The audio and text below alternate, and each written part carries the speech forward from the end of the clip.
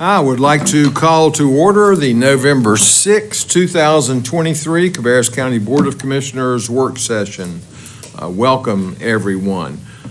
First up is approval of the work session agenda. We do have one item that I would like to add under discussion items, and that is a Partners Behavioral Health update.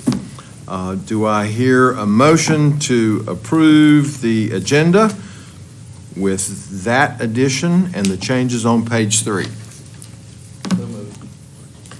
Chairman Morris, would you consider adding an amendment to your motion to move EMS from 4.6 to 4.0? Yes, sir. That'll be fine. Okay, so then I would entertain a motion to approve the agenda, including the adding the item to discussion items and moving EMS to 4.0 and the changes on page 3. I'll make that motion, Mr. Chairman. Second. Okay, we have a motion and a second. Any discussion? All in favor, please say aye. Aye. All opposed, no. That motion passes, and we will move to discussion items. And we are delighted to have with us tonight Rachel Porter from Partners Behavioral Health to give us an update on their activities in Cabarrus County and otherwise. Welcome. Thank you, Mr. Chair. Thank you very much. Thank you, everybody. I think we've got a few slides just to go through, but this is a timely moment for me to be here with you. You may have seen in the budget from the General Assembly a directive to the Secretary of the Department of Health and Human Services to consolidate from 6 LMEMCOs down to 4 or 5. We did receive last week the directive from the Secretary that moves us from 6 to 4. And so I wanted to just briefly go through that. It impacts all of us, but I think it's important for us all to sort of know the landscape there. I just wanted to, as I said, talk about first the current landscape, so just to remind us where we are now, and then LME-MCO consolidation, and what does that mean for partners, and of course then therefore Cabarrus County. And then a bit about Medicaid expansion and upper sort of level view of where we are with tailored plans. And I know much of this you already know. However, if there are questions, please stop me or at any point ask questions. And if I can answer, I will. If I can't, I will. I'll connect back to my brilliant friends at work and get the answer for you. Okay. And so I'll just go through this. You know who we are. We are one of 6 right now LME MCOs that manage Medicaid, state, and local funds for mental health, intellectual developmental disabilities, substance use disorder, and traumatic brain injury services through our contracts with North Carolina Department of Health and Human Services. Right now we cover 14 counties, including Cabarrus County, and we employ about 950 folks here in Cabarrus and around our covered county area. We manage a network of providers. We do not deliver the services, but we oversee the management of the services and the funding.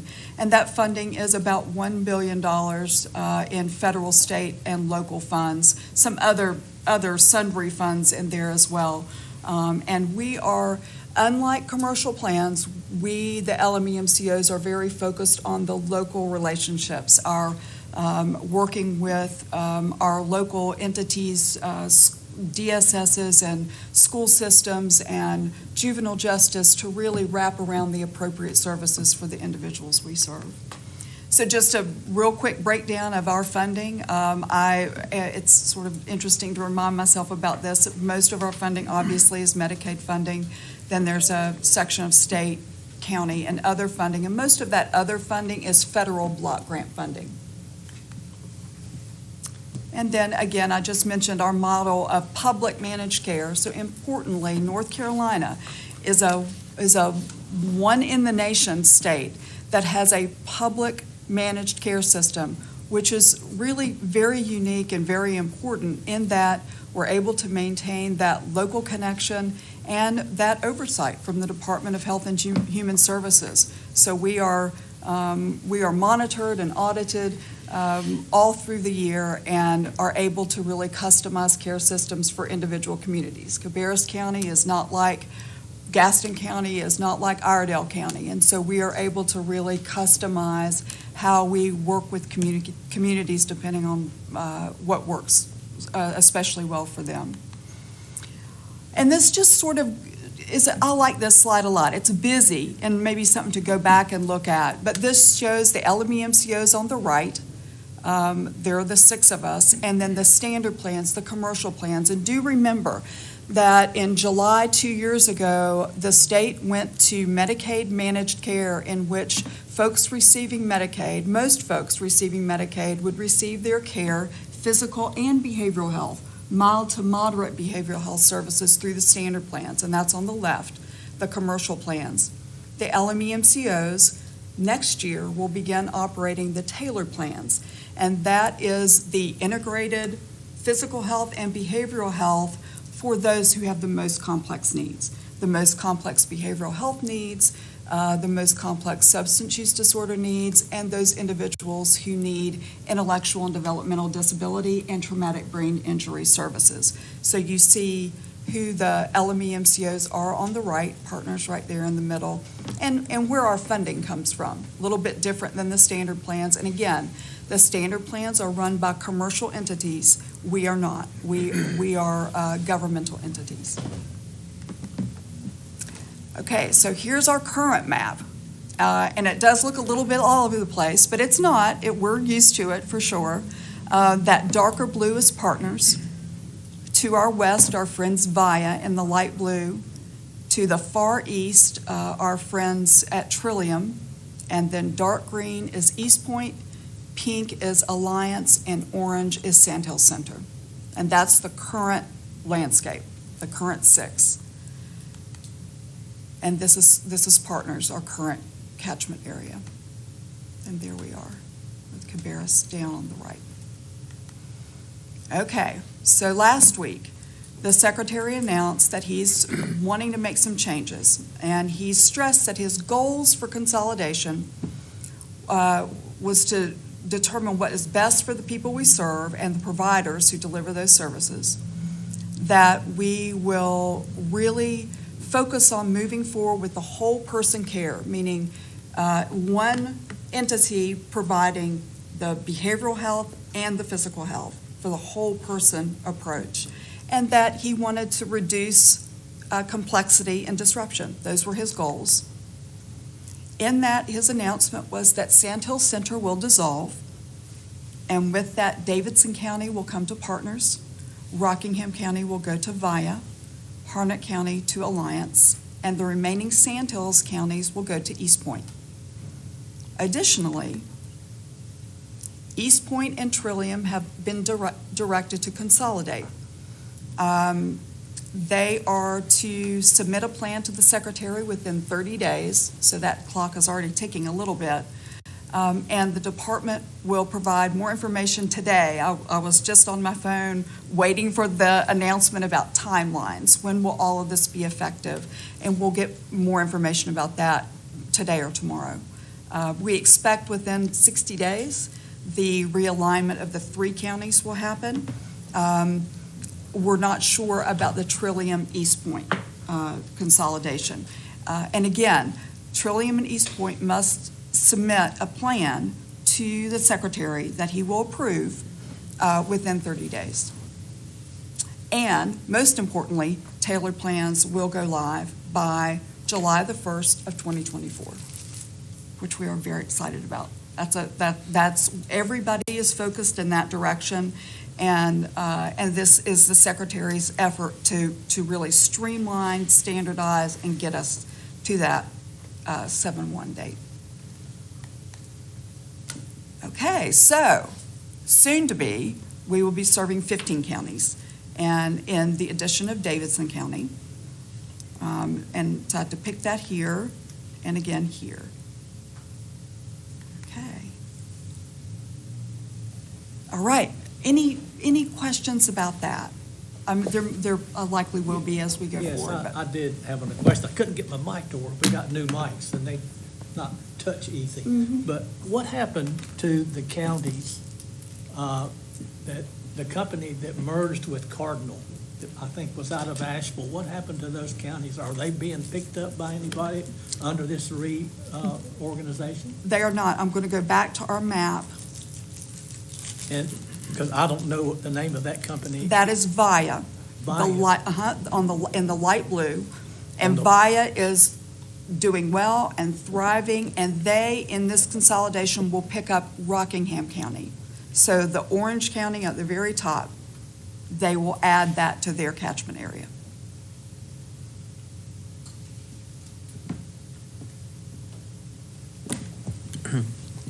So what, the secretary, I guess, made these, decided he wanted to make these changes. Were there issues that were going on? I know you touched a little bit about some of the reasonings why, but Right. were there? There were some concerns about readiness, especially for Stand Hills, in several arenas, and I don't know the specifics of that. But I think that he felt like as well that the larger catchment area would do better in terms of our negotiations with the bigger healthcare systems. That's a big one. And in terms of reducing provider abrasion, providing more standardization for providers, were two things that I've heard him talk about that he thought might be obstacles to going live with the tailored plans. Okay. Okay. And so Sorry. now Mecklenburg County will go with who? Just out of Mecklenburg will remain with Alliance, curiosity. Okay. and they are an island right there, I see. but they are connected with Alliance. Okay. And that will remain. Alliance will add one county, and that's Harnett County. But you see, the catchment on the east side will be big. Although those counties, there are lots of counties, the populations are lower. And I can get you those population numbers if you're interested, sort of how it will play out. But it will look big, for sure, on the map. Okay. First and foremost, Medicaid expansion is coming. You guys know about that. Coming December 2023. For us, about 7% of individuals who will be new to Medicaid will go with the LME MCOs. Partners itself will receive about 4,400 folks. And the communication to those new members is rolling out right now. We do expect, this is important, we do expect that that number might increase as we get better understanding of the needs of those individuals. There might be more coming over to the LME MCOs, and we're ready for that when that happens, if and when that happens. And I can be sure to keep you all updated about that if those numbers change a good bit. Just a reminder about Medicaid transformation. I won't go through all of this. This just goes back to why we're doing what we're doing. It's about integrated care. And we've already talked about who will go with the tailored plans and who is already with the standard plans.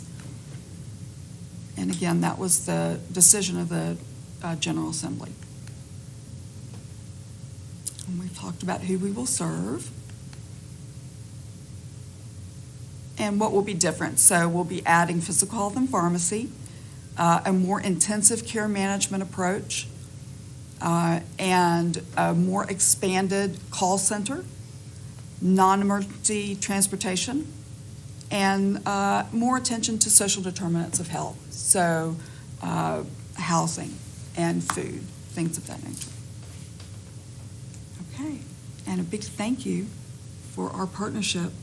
I'm delighted to be here with you today and to have this conversation. Any questions?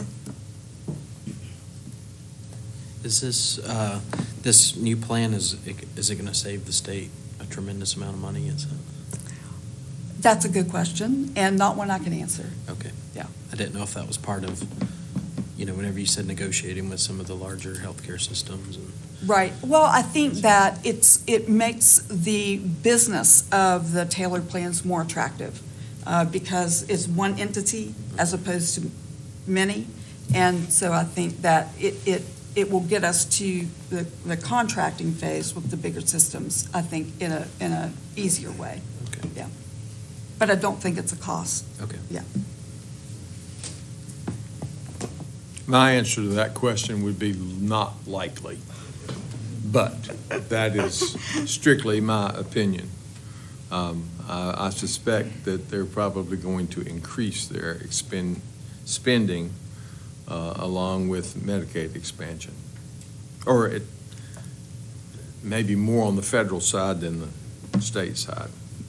And maybe eventually, the transition is always going to cost something, to move folks around and to manage the administrative piece of that. But maybe eventually efficiencies will bear out. But it's not a top-line priority that we're hearing. Other questions? Well, we very much appreciate you being here. I will mention that Rachel is a Cabarrus County resident. She serves on our library board of trustees, and so it's good to have a local person with local involvement as our liaison with that organization. I'll also mention that Paula Yost serves as on their board of directors as our appointment from this board, and she is doing an excellent job as well. And as I think you all know, and some of you were involved in the switch from Cardinal to Partners that we went through several years ago, and every indication that I've gotten from our board members as well as our service recipients is that it has been a very positive experience. And we're also working with Partners on the Milestone building, which you haven't moved in yet, right? Some of us have. Okay, Uh-huh. so, but they will have offices there that'll be local here to Cabarrus County. So it has, the communication has been excellent. They've been very responsive, and it's been a positive experience. Do you have anything to add to that, No, I Mike? think you touched on all of it. It has been a big change to the positive side.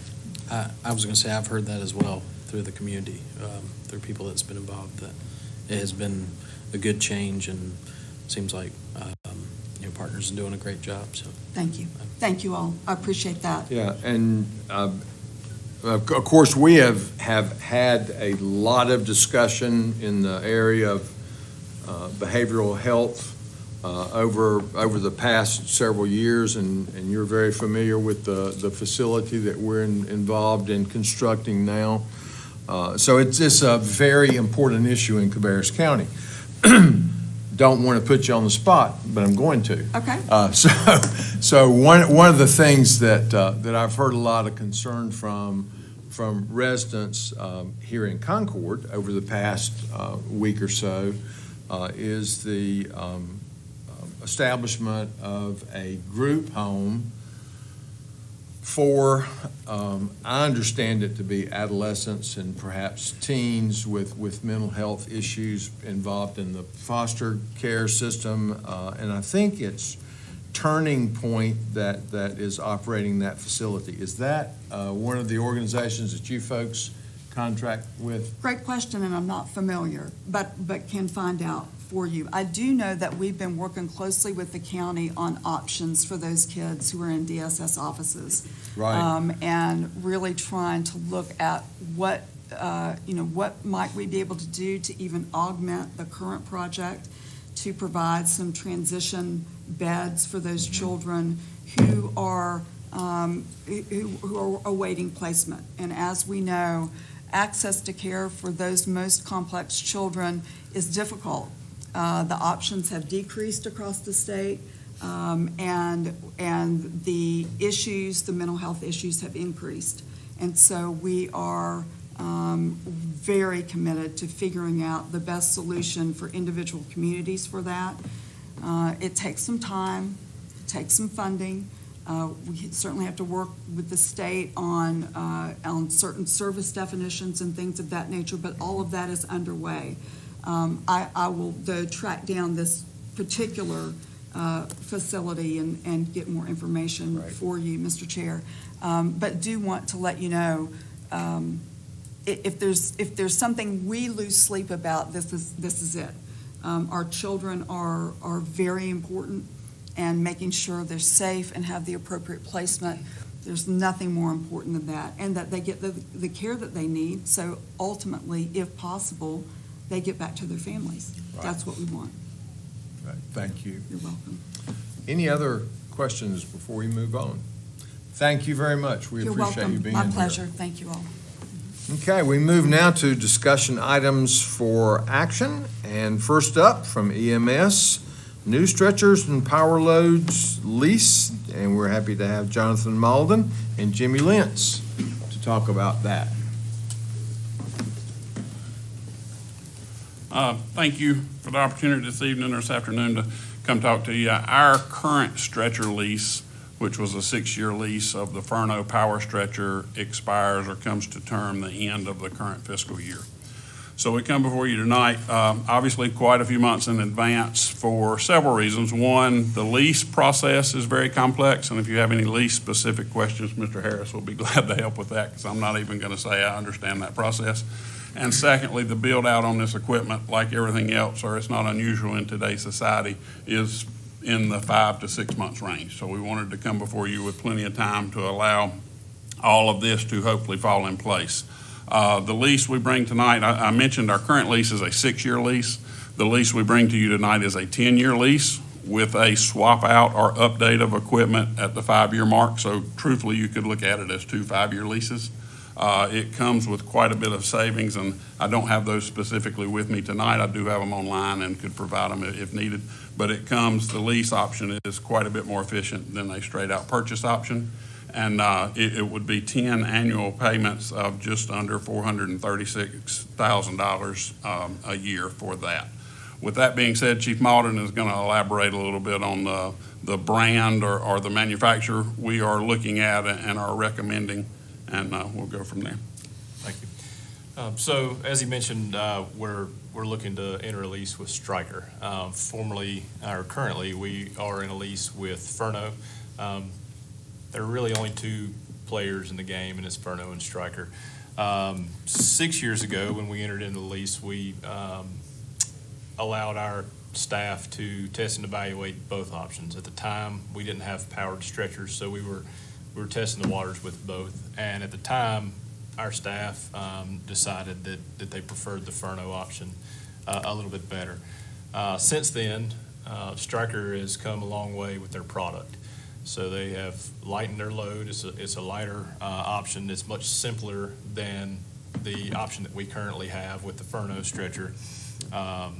And there are quite a number of features that are attractive for us when it comes to time to PM the equipment, service the equipment, and just general operation, day-to-day operation.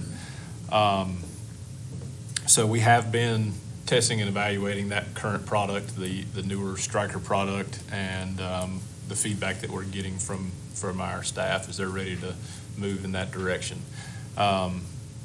Subsequently, Furno really hasn't changed much at all. The product that we currently have is the product that they have to offer us again. So we were hoping to see maybe some improvements with that product, and they're not available. So that is how we came to the decision to move to the Stryker product. I would like to add, in this process, as Chief Malden said, we are currently field testing on one of our trucks out of the Willowbrook station. We are currently field testing the Stryker stretcher, and when we say stretcher, it comes with a load system that mounts in the ambulance. So it minimizes the lifting of patients by staff members or by first responders to a great deal. There's like 85% lift reduction estimated on that.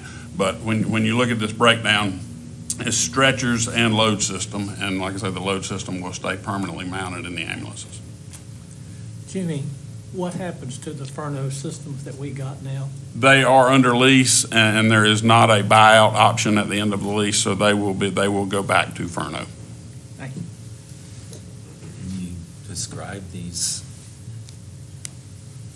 What are they? What are you buying? What are you leasing? Stretchers? What- It is It's not stretchers. the typical stretcher. It is very, very much, well, it is typical for today's time. Right. It is not the stretcher in which I used in 1990, by all means. It is a power loads, it is a power stretcher. It charges off of the load system that stays mounted in the ambulance. And basically, it reduces greatly, and the estimate they do throw out, as just mentioned, is a 85% lift reduction overall. Say over a total shift, you're lifting 85% less than you did in the days prior to power stretchers. As Chief Malden described, Stryker has been very active in upgrading their product. They have reduced the static weight, which is huge. In the 15% we are still lifting, to have a 60-pound reduction of the unit weight is tremendous. So it just comes as our definite recommendation to go with the Stryker brand. And again, if you would want to lay eyes on one, we do still currently field testing one out of the Willowbrook station that we could bring or show anywhere. Go ahead. So you said that this is going to be a cost savings, is that correct? The purchase price of this, and again, I apologize for not having it. I should have brought it and can certainly provide it, because we did have, at the request of Deputy County Manager Harris, we did have some, quotes made just to see what we were saving, and I can certainly provide that. But you said it's a apology, I save- forgot yeah. to bring it tonight. You said but- saving. So I think that's excellent, be an 85% reduction in, Sure. in manual labor. I mean, I'm sure it's difficult to load stretchers with, It can be very challenging. depending on the patient. And with that being said, this does include the service contract for the whole 10 years that is everything other than wear items. Wear items on a stretcher are tires and wheels. They no different than any other vehicle you have rolling on any surface. The wheels do wear out, but it's a very in-depth maintenance, annual maintenance, and it basically covers everything other than the tires and wheels. And correct me if I'm wrong, or anything you want to add anything? That was going to be my next question about the mounts that are, being put into the ambulance if something goes wrong with them. So it sounds like they've repaired that. That is correct. As well. Okay, Yeah. that's excellent. So one other thing I would like to mention, when you spoke to cost savings, with the option, or not the option, but when we, at the 5-year mark, when we have the opportunity to get all new equipment, we're getting it at 2023 pricing or 2024 pricing versus who knows what it's going to be in 5 years. So we're locking in at that rate, and if they come out with a brand-new stretcher between now and then, it would be that rate for that new stretcher and that new equipment as well. So And so now as we rotate ambulances out, because as age or, mileage, then do you just move the Correct. Yes, sir. items to the new one? Right. Okay. If it was, and I mean, as you know, there's several options with ambulances. We purchase new, and we remount the box onto a new chassis. In the remount process, it's already attached to the box and would just be Okay, moved to that's a new right. chassis. In the case of a new ambulance purchase, which is going to happen because you can only remount so many times, and we're talking about a 10-year lease, the equipment would be moved into the new vehicle, correct? And that's free of cost? That's what I'm Or sorry. not free of cost, but that's included in the lease? That Or we would- would be done by the In-house. vendor that did, Okay. the ambulance I see. manufacturer or whatever would handle that. Okay. Talk a little bit about what the benefits of these stretchers on the wear and tear of your paramedics as well. There, 6 year, and there's a lot of folk, well, when I say a lot, there's some large services around us that still have not made the transition into power stretchers or are doing it now. We thought we were a little bit late in the game when we did it 6 years ago. And again, to get pertinent figures here, we would have to get with Mr. Bradley, but the back reduction and just physical or workers' comp injuries related to lifting were drastically reduced when we made the change 6 years ago. There's no doubt about it, a benefit to having the power stretcher option over the older style that was prior to that. Stryker and Furno both have tons of research to to show, lost work time reduction and injury reduction, just from the power load or the powered equipment that we can provide if you need it.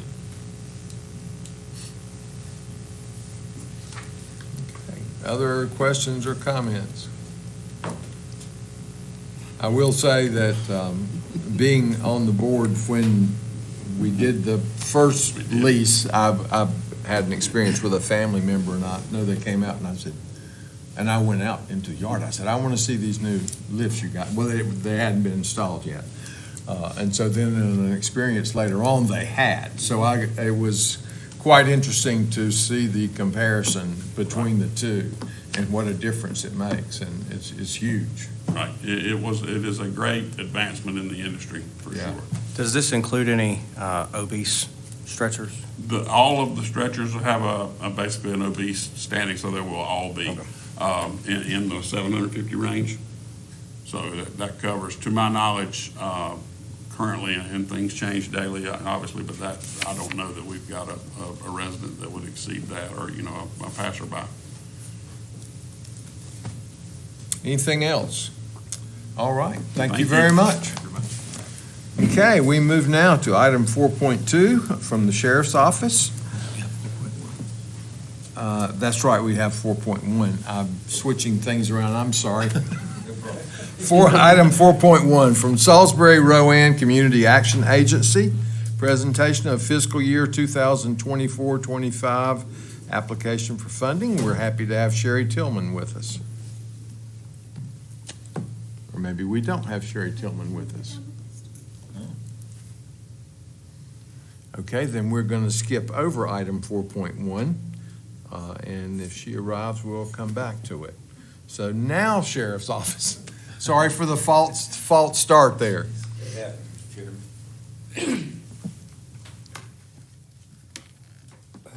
Good evening, everyone. So what we have put onto the agenda tonight is for the reappropriation of the National Highway Traffic Safety Administration, or NHTSA, grant, as well as the State Criminal Alien Assistance Program.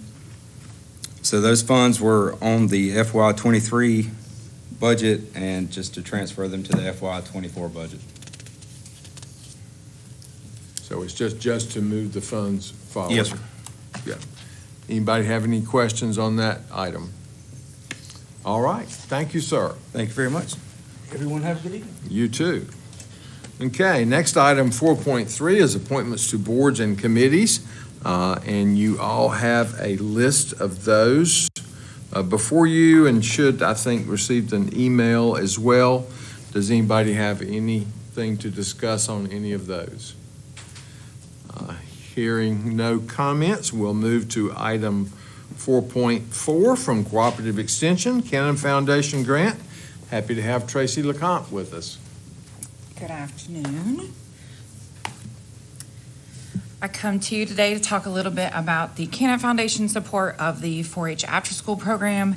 Many of you understand that 4-H is our youth development program of Cooperative Extension, and 4-H operates in 4 delivery modes: in school, after school, clubs, and camps and classes.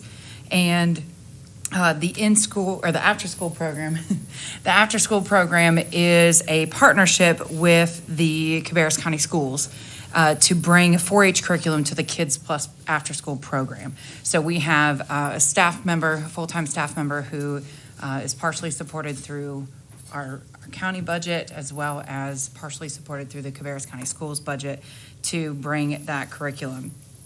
Every year we apply for this grant through the Cannon Foundation, and we are grateful for their support every year. It has been multiple years that we have been getting this grant. We do not put it in the original budget as the budget comes through the budgeting process, because we are not sure that we will continue to get that. So we are excited that we are able to announce that we have received $35,000 from the Cannon Foundation to support the after-school program. And for that reason, I'm here tonight to ask for that budget amendment so we can spend that money out of those accounts. You see that in front of you. You'll see the budget amendment, and the $35,000 income pays for about $17,000 of that goes to a temporary employee to have a part-time assistant to help bring that out there. Those two staff members then bring kits and curriculum and training to the school sites every day, and that's what they do all the time as they're taking kits in and out of there. We have over 2,000 kids in the after-school programs, and our staff members are out there weekly bringing new curriculum to them so they can enjoy the 4-H curriculum at that spot. So you'll see that on the budget amendment. Okay, any questions for Tracy?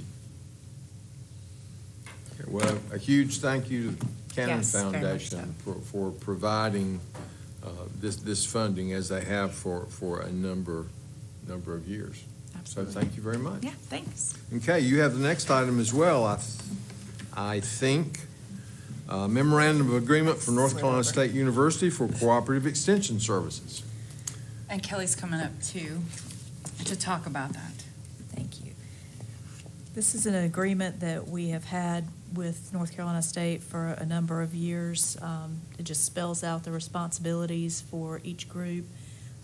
This one is slightly different because now North Carolina A&T will have a separate memorandum if we have an employee that falls under that. Right now, we do not. And this one has a lock-in requirement, or I guess it's a lock-in provision unless you choose to opt out. But we have been operating as a lock-in anyway. So basically what that is any employees that get pay through us, benefits through us, those type of things, it just says that will automatically happen.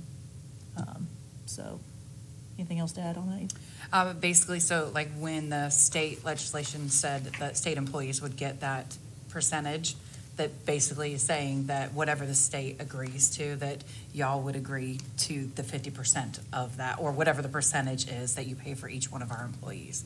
And each one of our employees are broken down in different percentages, and that's listed on the addendum there, so you can see each one of our employees and their agreement as it sits right now. Yeah, I don't know if it was filled out with each, Okay. yeah, On but that one. it has a spreadsheet showing where we would fill in if it's not filled in, what percentage each employee gets, because it does vary based on different factors. We have one employee that's 100% county, and then the others are some range of 50 to, more. yeah, so. Any questions on that item?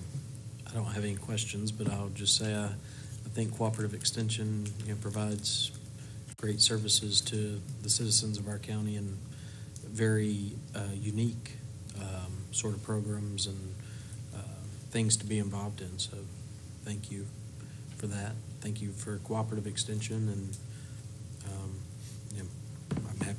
I'm happy that we're going to continue the contract, which I don't think there have been any question about that. I do have curiosity, just random question. Is there any counties in North Carolina that doesn't participate in Cooperative Extension? Or? No, we actually have all 100 counties and the Eastern Band and Cherokee Nation. Okay, great. And in the event that we have an employee that falls under the A&T one, we will bring that to you at that time. And each position has its own MOA with the university because each one of them are different. So we'll come to that. We do hope, we are in talks with NCA&T right now to hopefully have an intern that will look into a couple different programs that we'd be able to bring to you for some future positions if we can figure that out to get that supported here locally. Excellent. Thank you very much. Thank you. Thanks. Okay, we move now to item 4.7 from Cabarrus Health Alliance Grant Funds. We're happy to have Letitia Lodeholt with us to talk about that item. Welcome. Good afternoon. My name is Anika Roundtree. Ms. Lodeholt is out under the weather, unfortunately. So I will be sitting in for her, and if you will bear with me, this is my first time. I am here regarding the Cabarrus Health Alliance grant for the Elevate program. We were awarded $15,000 in grant funding from Cabarrus Health Alliance to assist with the Elevate program. And that program seeks to advance health equity for adolescents and their families within the Cabarrus and Rowan County area. It's a number of different community agencies, schools, and social service agencies involved. They'll be utilizing evidence-based programs in the school as well as with our foster children and in community-based organizations and nonprofits throughout the two counties. And the goal is to improve health outcomes for those youth that are at greatest risk for contracting a sexually transmitted infection and hopefully reducing teen pregnancy rates. And so we are asking to be able to utilize those funds. Questions on that item? It's pretty easy for us when people are coming to us asking us to accept money from other sources. Yes, sir. Yeah, so since this is your first time being here, I've got a few questions. What kind of, can you give us an example of what, what kind of program, or is it like classes that they go through as far as the education piece? You said preventing sexually transmitted diseases, teen pregnancy, so like what exactly would they be? So I don't know the exact way, but I do know there is an education component, a hands-on component, where they get into the community and into the programs that we already have set up, like Boys and Girls Clubs and different community organizations, and partner with them to relay this education. Okay, so just kind of work with the other programs that are already in place. Correct. Okay, any other questions or comments? All right, thank you very much. Okay, next up, item 4.8, Low-Income Household Water Assistance Program. Happy to have Laura Light with us for that item. Good afternoon. I am here for a budget amendment for the Low-Income Household Water Assistance Program, also known as LIWAP. The county received a one-time supplement funding in the amount of $43,647.54 to be able to assist low-income households with water and wastewater bills. This amount was to cover a vendor that is not currently in the NC-FAST system. So these were in order for the county to be able to make direct payments to that vendor. And so it was a one-time supplemental payment for those that had already received this assistance prior to. This program did end September 30th of 2023. So the state reallocated funds to counties to be able to expend all of the federal dollars that were given to the state. And the amount that we were given for direct payments was $43,647.54. We did receive a total of $91,321.95, but we were able to make the additional payments through the NC-FAST system. This is 100% federally funded, so no county match was required. Any questions? Okay, very good. Thank you very much. You're welcome. Thank you. Okay, next up, item 4.9, foster care board payments. And are you filling in for Letitia again?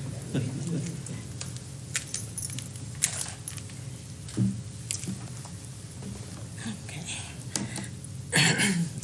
As you said, this is regarding foster care board payments as well as kinship care placement payments. So what has occurred is, as of July 1st, the foster care rates for licensed foster homes has increased. The state did increase those rates, which is truly a blessing. It will help us to maintain the foster homes that we currently have, as well as hopefully help us with obtaining new foster homes. We currently have 192 children in care.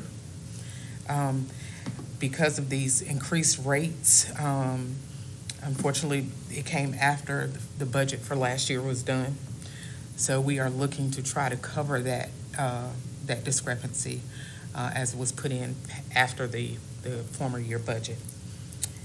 Along that same lines, we were also informed that kinship care relative placements, which is basically relatives, whether they be by blood or marriage, that agree to take in our children that are in foster care and keep them within their families, within their communities.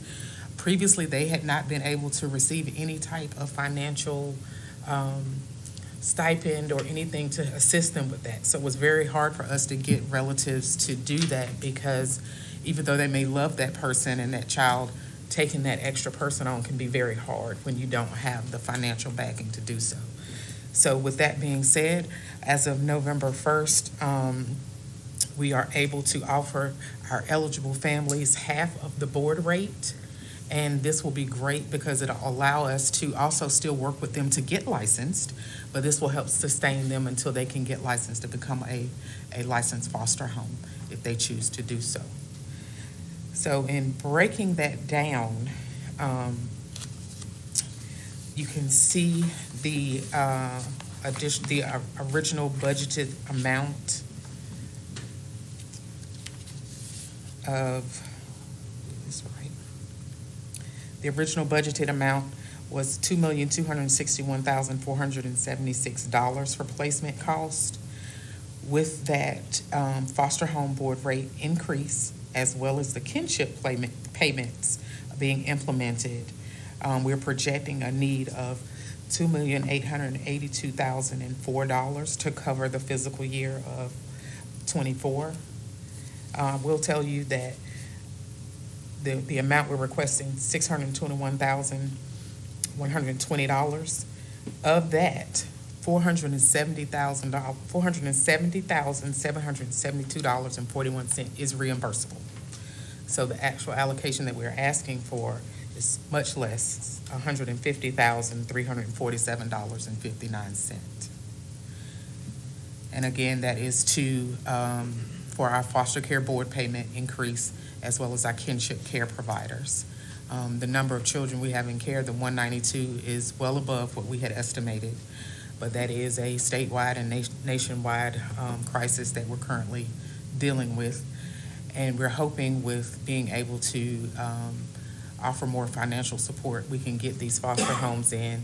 We'll be able to have foster homes that will help us in those crisis situations to keep us from having youth in the building, which we know is an ongoing issue across the state and across the nation. How many would you say? You said 192 currently, is that right? That is correct. Do you have any idea of what it might have been a year ago? I don't know the exact amount a year ago. I do know we had originally budgeted for 115 children. Right. And so as you can see, we well surpassed that. But the rate of growth of foster children is very alarming, and it is something we are working on. We're trying to be able to increase community resources. We want to be able to keep our kids in our community, and this would definitely help us do that. Right. Thank you. What would you attribute to the increase in foster children? If we're going from, just in your professional opinion, if we're going from, like 115 to 192, just in Cabarrus County, and like you said, it's a nationwide problem, but what would you attribute? Would you say, in your experience of being there each day and hearing this stuff? I've been in the field for about 20 years, Okay. and it has definitely changed. The children that we deal with and that we are charged with caring for and making sure all of their needs are met have much more increased needs than they did. I will say that COVID had a great effect. We lost a lot of foster homes.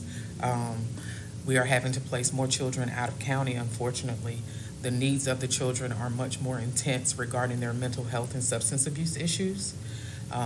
That substance abuse also affects the parents, which has a direct correlation of us getting children into care and who we can return them to if the substance abuse services and other things are not in place for us to get those kids back to a safe home. Our goal is to get them back safely. Okay, so you think probably majority, I know it's not across the board, but you would say substance abuse is, the parents just can't handle the children? Is that what I think, Then they have to come into the county custody, or? well, we do everything we can to get any services we can for the child and the family, not just the substance abuse of the children, but substance abuse of parents, That's it. homelessness. It is very hard to find affordable housing. Right. We have parents that, other than not having somewhere to stay, would be okay. They have employment, they have other things, but they can't provide basic needs of housing and food. It's kind of one or the other. So we try to put in as many things as we can to assist that, but there are times that comes into play, and we have to keep the safety of the child first. We can't have them in a car and it's 23 degrees outside. Right. Okay. Any other questions? Yes, sir. This may be a question that Rodney may have to answer, and that is, how much of an increase are we seeing on the county level? We're asking for $150,000 now. How much have we been paying in the past, or is this the first time we've asked? No, it's the same percentages as normal. So the reimbursement rates at the state level have not changed. They've just increased the overall amount for these payments. We'll still cover the same percentage. Okay, but the dollar amount's more than what it had been being because of the need. The increased volume of kids in care. So to Chairman Morris's point, a year ago, we had around 160 in care. Now we're over 190, and the number continues to grow. Plus, those kinship situations are now a part of it that they were not in the past, right? That is correct. We can now help relatives keep children in our community and in their families with these kinship Right. payments. Which frees up some other foster care slots for those kids that you talked about. You're trying to make sure they're not camping out at Human Services Building. That is correct. It's much easier to help a relative and keep that kid with their family. So we do have those available beds when needed if we get a child that doesn't have any family. Right. Or is not appropriate for remaining with family. Other questions or comments? All right, thank you. Okay, we move to item 4.10 from Human Resources, DHS Compensation Market Study. Happy to have Lundy and Associate.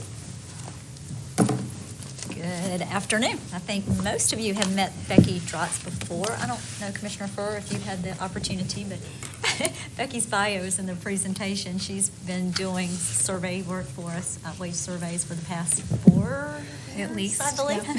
So we have a long history. And the group we're up here to present to you this evening, just following up on some of the employees in Human Services so you can see what a hardworking group they are. I don't know if we've properly introduced Anika, who is a new program administrator and has been with us literally less than 2 months at this point.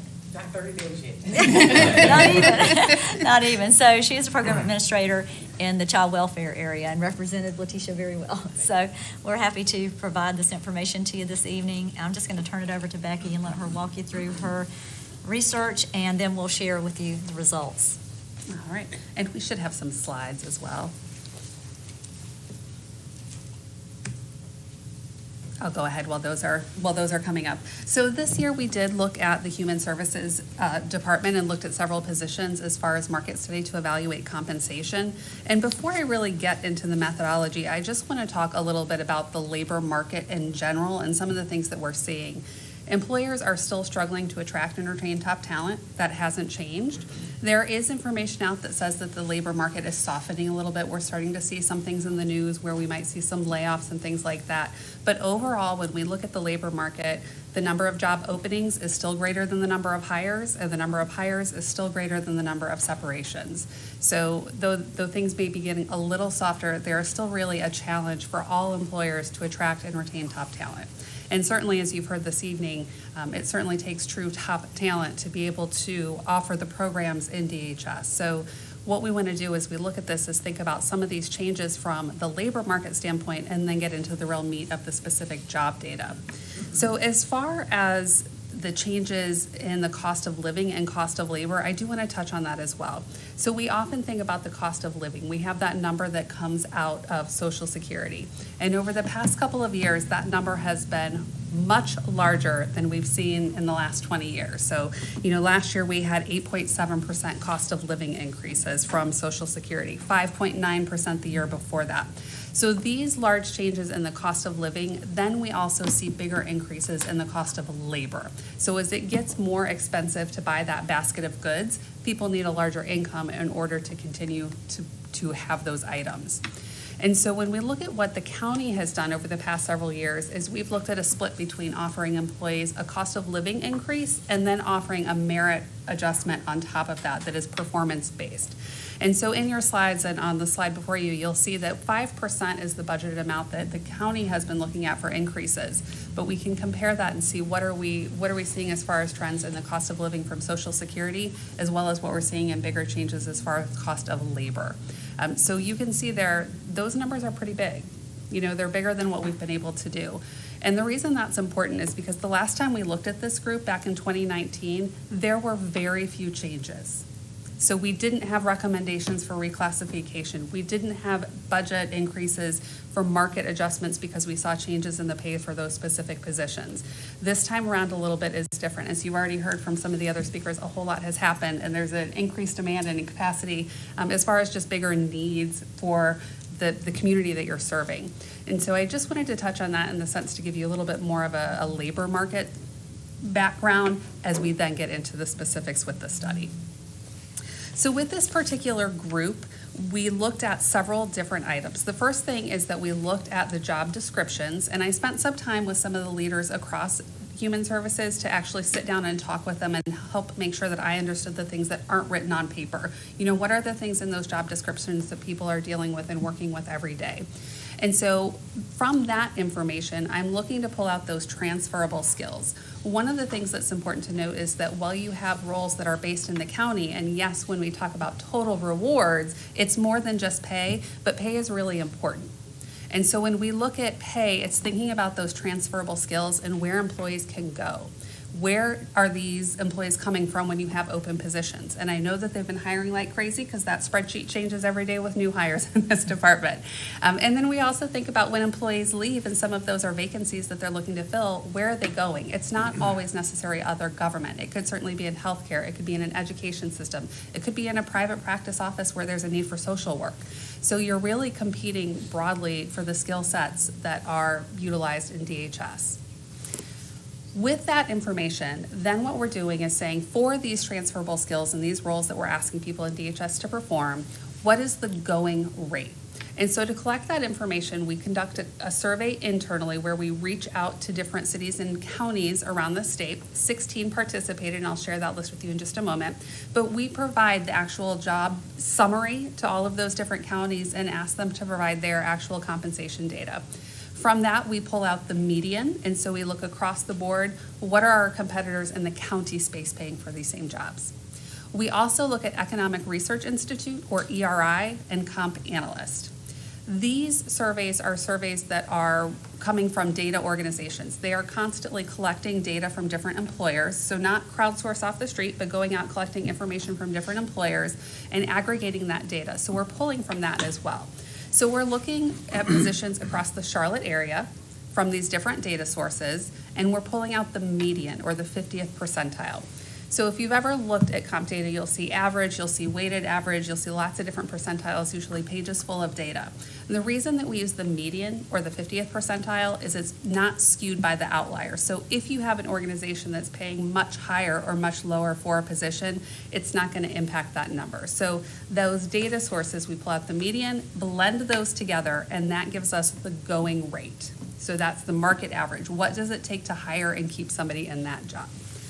So with the data, we do have 16 different municipalities that participated this year. You can see that list there. So we definitely have some of the larger groups throughout the state. These are people who are, again, directly competing for some of that same talent, especially with some of the things we heard earlier where we, heard Medicaid expansion, and we heard things like social determinants of health and housing and food. We're seeing this across the state from all of these other organizations that are fighting for the same talent to be able to provide those services in their communities. What we then did is we looked at the information, and that led to several positions where we're recommending a reclassification for these roles. So the way the structure is currently set up, we look to align the market data, so all of that information that we pull from the different surveys and from those other counties, and we want to make sure that we have the job sitting at the right place on the salary structure. And what we found is that from 2019 to now, we have had a lot of movement in these roles. And so I think it's nearly every position where we are looking at recommending some reclassification for these jobs. Where they are classified now is no longer competitive with the market. And so we're looking to reclass those and move those up. Now, historically, as in the past, with the structure, you have 5% between each grade.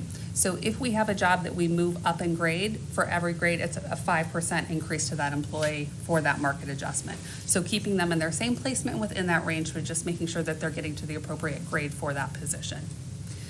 With this group, it's a big impact. There are more than 350 individual positions that would be impacted by this change with these recommended reclassifications. And it's, I think, 64 positions that we're looking at making some reclass to keep these roles competitive. Now, unfortunately, today I'm not bringing you money. This is one where we do have an ask for some money.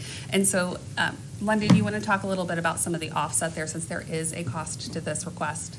I knew it wouldn't last. I know, I'm sorry. Always HR, always HR. So what we were looking at was the Human Services group, but there were also a couple of other positions that are kind of our entry-level basic positions, and we did start to look at them as well.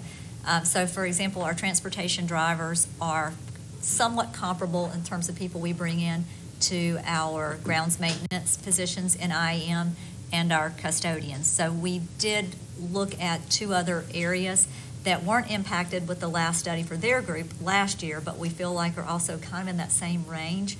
And we brought them into this picture as well. So the cost there, the good news, I guess, on the human services side is we do have a lot of revenue that will offset, and Rosh with budget kind of helped us calculate what that offset would look like.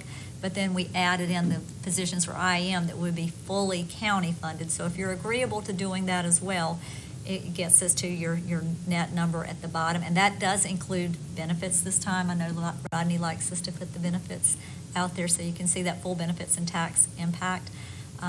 So it is a fair bit of money, but it is going to impact a lot of staff.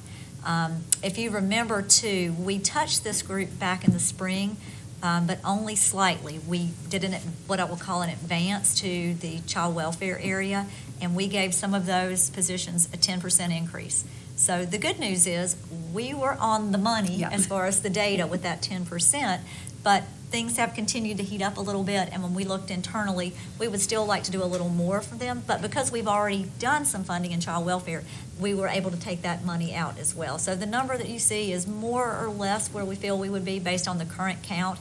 As Becky said, we do have people come and go, so it's kind of a round number at this point, but I think, Rodney, if you want to speak to the funding source, we have budgeted money for this year. I think we're Yeah, so the bulk of the funding is in the FY24 budget. The difference will come from lap salary, which because of the level of vacancies in the department won't be a problem. So it is fully funded.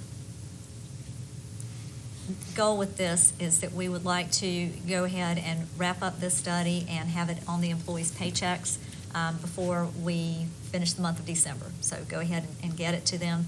The other piece of this is, if you're favorable to this, we would love to go ahead and start recruiting at the higher rates, because we definitely have some pretty serious needs in some of these divisions and areas.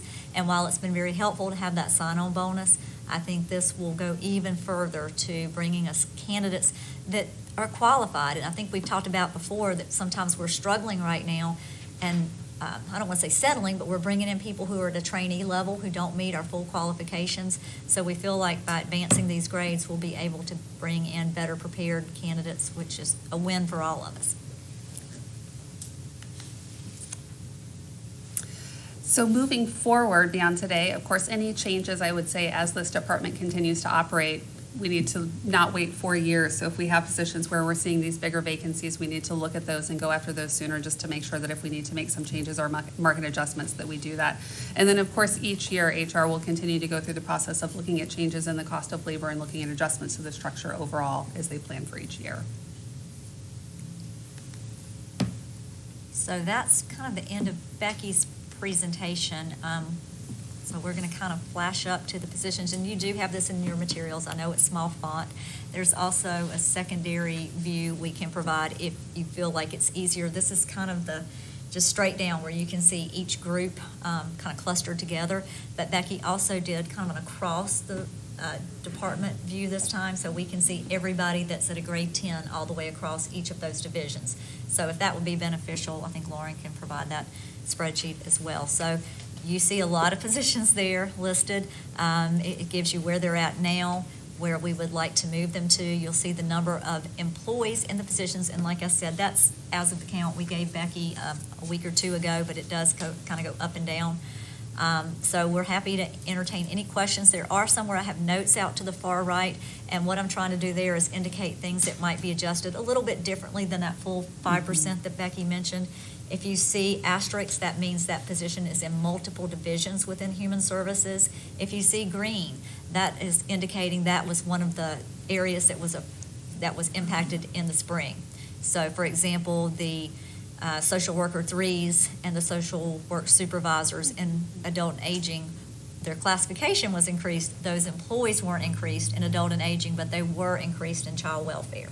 So I know it's a lot of data, but we're happy to answer any questions you have. I think we go on for at least another page or so. And then at the very end of the Human Services positions, you'll see those add-ons, again, a few areas in our IM department, and we've met with them and discussed those changes. And while we can't impact the entire group, we feel like these are areas we really do need to try to boost up a little bit. And again, they weren't increased at the last round, so we're playing a little bit of catch up with this group as well. And hopefully when we get to the next study that would include them, we won't have a need to move them. So happy to answer any questions you have. Questions for Lundy or Becky?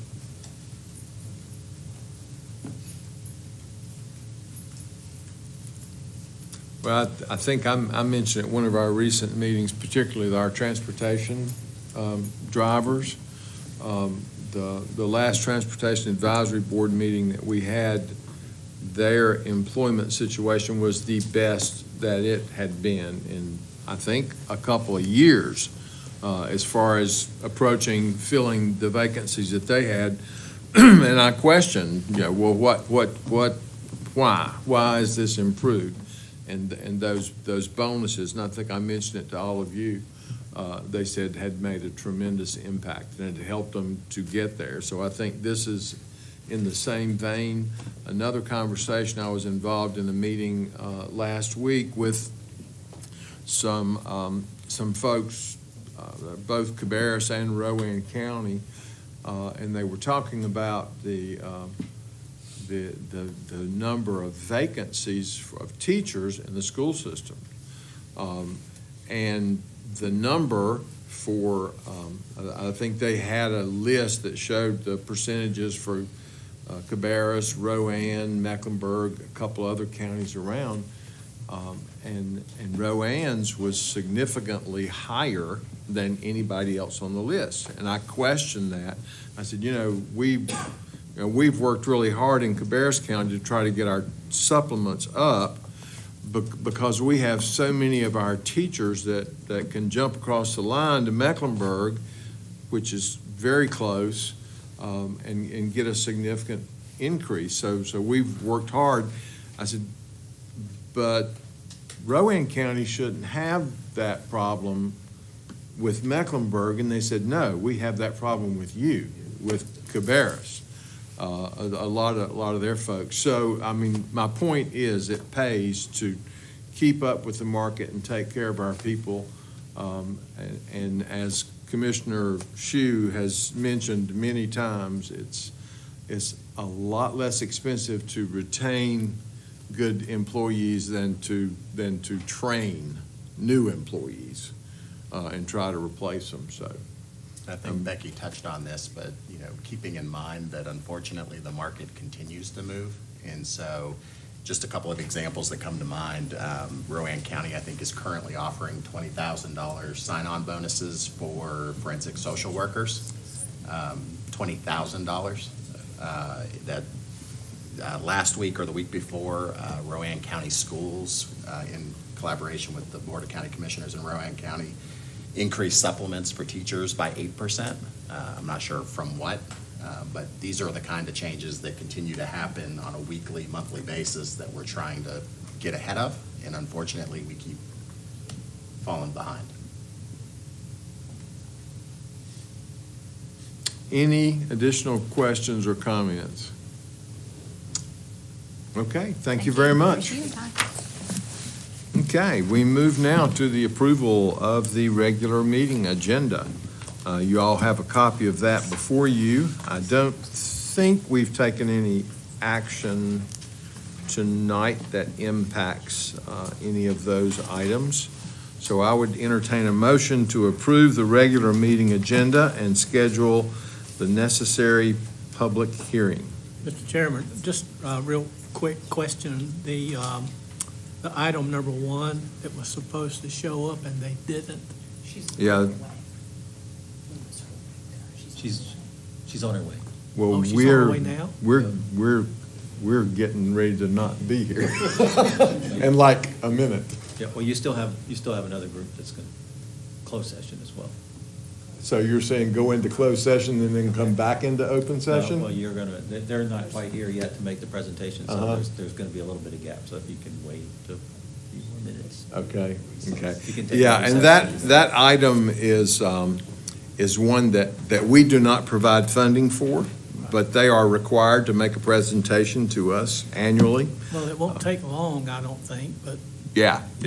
So, based on the fact that she is on her way, I would say that we would take a 15-minute recess to allow her to get here and allow the rest of our group that will be involved in closed session to get here as well. So we will, we will reconvene at 5:25. There is some.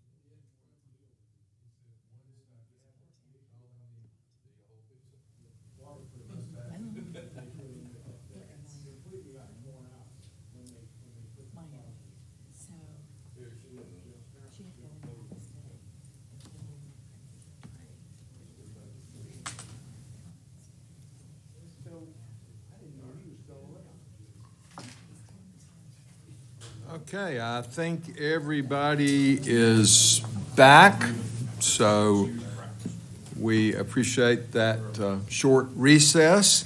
And so we're going to pick back up now with item 4.1 from Salisbury Rowan Community Action Agency presentation, and we're happy to have Sherry Tillman with us for that item. Welcome. Thank you. My apologies for my tardiness. I got the times confused. I was thinking about the 6 o'clock session. Happens to all of us from time to time. Well, I'm on time if I was going at 6. That's right. That'd be perfect. So thank you for having me. So just a little bit about our program and what we are proposing. As Lauren pulls up the presentation, we are entering, as she's getting it up, we're entering our 60th year. Next year will be 60 years that we've been in existence. So we currently are in the same location that we started in 1965 in Salisbury. Now, in Concord, our location, we are located in the nonprofit center right downtown. So that's where we are in Concord. We're right around the corner. So that's okay.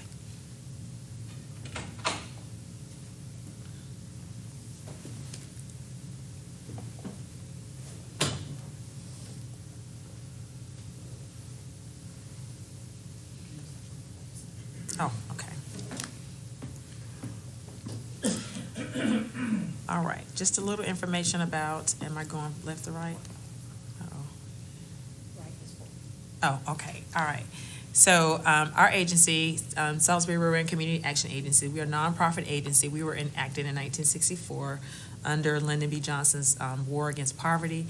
We were one of the first anti-poverty agencies in the world to aid in eliminating poverty. Following our program came other programs like Head Start, Legal Aid. Those are some other anti-poverty agencies. But we exist all over the world. There's probably more than 1,000 right here,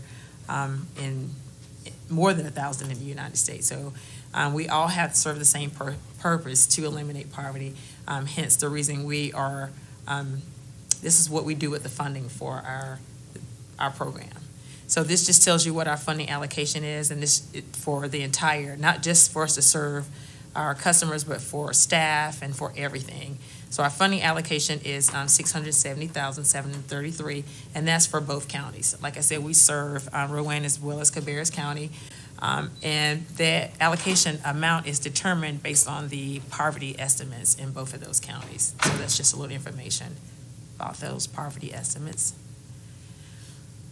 All right, so as you can see in this pie chart, the allocation amount is a little bit more for Rowan County because the poverty estimates are a little higher, but this is what we're anticipating with the majority of that funding to where it will be allocated to those counties. All right, so these are some of the things that we do in our self-sufficiency program. So we can assist individuals with employment assistance, and that can look like anything. So our goal is individuals that fall below the poverty guideline. Our goal is to assist them with any type of employment supports as well as training supports that can help them rise above poverty. And like I said, that can look like anything, just depending on that person that we're serving. We have individuals that come to us, they may be in college, but they may need some additional assistance to finish that degree. And if that is going to help them rise above poverty, we can't pay for college degrees, but we can fill in those gaps. So those are some of the things that we do, but it can look different. We have individuals that might want to earn a certification, or they may want to earn their GED, or get a truck driver's training, or whatever certification they can receive, or any support that we can help them do to change their financial situation is what we do. We have case managers that assist that individual with meeting their goals. We have individuals that come to us that might want to open their own business. We do things to help support that. We can pay for business classes. We can pay for textbooks. We can pay for if they're online, if they're taking a class online, or if they need a computer, we can buy those things if it's going to in turn help them with their education support. Those are things that we can do. Any way we can support their outcomes is what we can provide. These are our projected targets for next year. These are the goals that we are anticipating that we will accomplish. We are anticipating to serve 140 individuals, and that's within both our service areas. Of course, we'd like to serve more, but we're anticipating that we're going to serve at least 140 of those, we're going to help at least 10 of those families rise above poverty. And this is probably a low estimate because a lot of times we exceed those goals, but these are our outcomes for all of those. And I won't go through those individually, but these are the things that we are anticipating to help our participants with, or potential participants. This is our community impact, and this just shows the things that we did last year, how we help individuals within our program with emergency assistance. We help them educational gains, meaning we help them to gain some type of education or certification, employment supports. That means if they needed some help they were trying to find a job, if they needed something to help them with that employment, that was a support. Education support is tuition or books or uniforms, things like that. Those are education supports. Those are the things that we did in the 23-24 year. That's our impact. And this just talks about our locations. We have the Rowan County location and the Cabarrus County location. We've moved around a little bit in Cabarrus County for different reasons. We were in McGill Center for a little while, but that location wasn't very conducive to the customers that we serve. That was more like a business location. Where we're located now, nonprofit center, that's perfect because there's a bus line there. It's right there in the middle of Concord. We like it. It's kind of hard for people to find us now because of all the construction, but we do like that location, and it seems to be working well for us. Any questions? Just out of curiosity, Yes. from the time somebody reaches out to you to the time you guys can provide the help, Right. what's that timeline? Couple weeks, months? Like how long? No, it's a couple of weeks. So typically, whenever someone reaches out, they complete an application, we have an intake specialist that will call and schedule an orientation. So we have orientations twice a month, like the second and the fourth, the week of the month. So based on when they call, they could very well be invited to our orientation the very next week. Once they come in and complete the orientation, we staff that case, the case manager and I, just to see if they're a good fit for our program. So if they're a good fit, we call them right away. So from the application process to the date that we enroll someone, it could be probably less than 3 weeks. But it depends on our response time, because sometimes people apply and then we try to reach out to them and their phone is disconnected. We send them letters or they don't get back in to see us really quick. So sometimes it's dependent on that person. So it's pretty quick, fairly. Okay, other questions or comments? Okay, she is on a timeline as far as certification, and the appropriate motion for us is to acknowledge receipt of the SRCCA's fiscal year 24-25 Community Services Block Grant Funding Application. Basically just saying that we've seen it. So I would like to entertain a motion to suspend the rules of procedure to vote on this tonight. Okay, we have a motion and a second. Is there any discussion? All in favor, please say aye. All opposed, no. That motion passes. And I would further entertain a motion to acknowledge receipt of the SRCCA's fiscal year 24-25 Community Services Block Grant Funding Application. Okay, we have a motion and a second.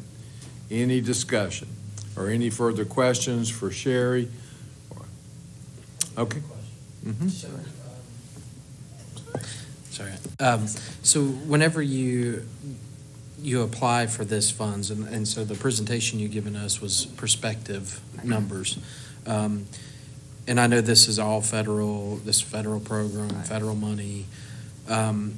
What, after a year of completion, if you have any remaining funds from the previous year, or what is the accountability or accounting process? Do you have to turn in stuff to the federal government? Because we don't get any of that. So that's exactly what happens. So we have oversight from the Office of Economic Opportunity. So what happens at the end of our fiscal year, June 30th, if we had $200,000 left, it goes down to zero. So they take that funding back. So most times, or sometimes, they will give us the carryover funding the next year, but we have to increase our outcomes, which, is really hard. You would think that if you have $200,000, it's easy to distribute that is very difficult because folks have to follow the rules and they have to, it's hard. Sometimes we have all this money and if they give us the carryover money, we get it probably within 2 months left in our budget. And so we're faced with maybe $200,000 that we have to use the correct way, which is difficult because people have to do the right things in order for us to spend that money. So they take it away. They take it back. And so then you turn in all the receipts or necessarily like, if they're, I guess, the case manager is specific to the person, then they turn in what, was helped, whether it's educational, whether it was Right. work We have assistant. so we have a CRM system where a database management system where every day we have to account for what we do. And then we have financial statements that we have to occur that we report to the Office of Economic Opportunity on a monthly basis. So they have a tally every month, what we've expended per month, what we expend per quarter, and we know exactly how much we have left, how much we have spent. So it's an ongoing record. So they always know what we spend and they always know. And then we get monitored as well. Okay. So there's a huge accountability for that. Right. Okay. Just curious, because I Yes. know you're only here to give this report, Right. and we're going to accept it, but I was just curious of who Oh, that's was, okay. Oh, yeah, so who's we- behind the rest of it as far It's as a huge accountability. oversight, and I'm the program director, so we don't mismanage funds. I'm sure it's a because lot. I'm not. Yes, a Lot of huge paperwork. responsibility. A lot of Yes, responsibility and paperwork. I'm right. It's a huge responsibility. sure. Okay, So just, thank you. that's okay. You're welcome. Okay, any further questions or discussion? Okay, hearing none. All in favor, please say aye. All opposed, no. That motion passes. Thank you very much. You're welcome. I did want to make one comment. I know we just got a notification a couple of weeks ago that this wasn't necessary for us to come and present to the county commissioners anymore, so this might be my last time coming. I knew before tonight, but Lauren and I was talking, I said, well, I've already submitted the information, so I'm just going to come and present anyway, but Right. I guess we got to change in the statutes, and it's not necessary that we do it any longer. Okay, well, you can come visit us anyway. I would love to. I would love to. And the one time that I'm late, last year I was here to 7:30, but the one day that I'm here late, I'm first on the agenda almost, so. Right, I appreciate it. Thank you. Thank you so much for your time. Right, thank you. Okay, no, we'll go back to where we were a little bit earlier, and that's approval of the regular meeting agenda. And I don't think we had anything to add to that, so at this time, I would entertain a motion to approve the regular meeting agenda and schedule the necessary public hearing. Okay, we have a motion and a second. Any discussion? All in favor, please say aye. All opposed, no. That motion passes. We do have need of a closed session tonight. So at this time, I would entertain a motion to go into closed session per North Carolina General Statute 143-318.11, A, 3, and 4. Okay, we have a motion and a second. Any discussion? All in favor, please say aye. All opposed, no. We are now in closed session, and we thank everyone that joined us on Channel 22 or online tonight, and we will see you again in 2 weeks. Thank you.